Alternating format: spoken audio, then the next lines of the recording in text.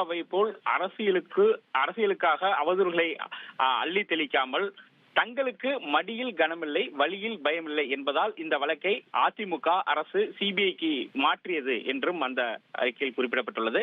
மேலும் பொள்ளாச்சி வழக்கில் சுய விவரங்கள் வெளியானதாக சொன்ன திமுக 6 ஆண்டுகளுக்கு பிறகு அண்ணா பல்கலைக்கழக வழக்கில் பாதிக்கப்பட்ட மாணவியின் சுய விவரங்களை வெளியிட்டது யார் என்று சொல்லுமா, இது பாதிக்கப்பட்ட மாணவியை மிரட்டும் செயல் இல்லையா என்ற அந்த அண்ணா பல்கலைக்கழக வழக்கையும் அவர்களுக்கு சில கேள்விகளை அதிமுக எழுப்பியுள்ளது. அதாவது எஃப்ஐஆர் அடிப்படையில் யார் அந்த சார் என்ற நியாயத்தின் கேள்வியை கேட்டோம்.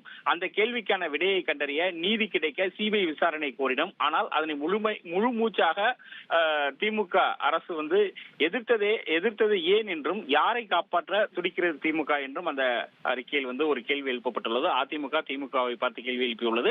அதோடு மட்டுமல்லாமல் கள்ளக்குறிச்சி கள்ளச்சாராய மரணங்கள் வழக்கில் சிபிஐ விசாரணைக்கு எதிராக உச்சநீதிமன்றம் வரை சென்றது திமுக அரசு தானே, ஏன் சென்றது என்ற ஒரு கேள்வியும் அந்த அறிக்கையில் எழுப்பப்பட்டுள்ளது. மொத்தமாக 2024 திரு எடப்பாடி தலைமையிலான ஆட்சி அமைந்ததும் யார் அந்த சார் என்ற கேள்விக்கான பதிலும் உரிய நீதியும் நிச்சயம் கிடைக்கும் அன்று அதிமுக என்று தற்பொழுது அந்த அதிமுகவினுடைய அறிக்கையில் குறிப்பிட்டுள்ளது. அதாவது இந்த 9 பேருக்கு அளிக்கப்பட்ட இந்த தீர்ப்பை அதிமுக வரவேற்று தற்பொழுது தன்னுடைய எக்ஸ் தளத்தில் செய்த அறிக்கையாக வெளியிட்டுள்ளது.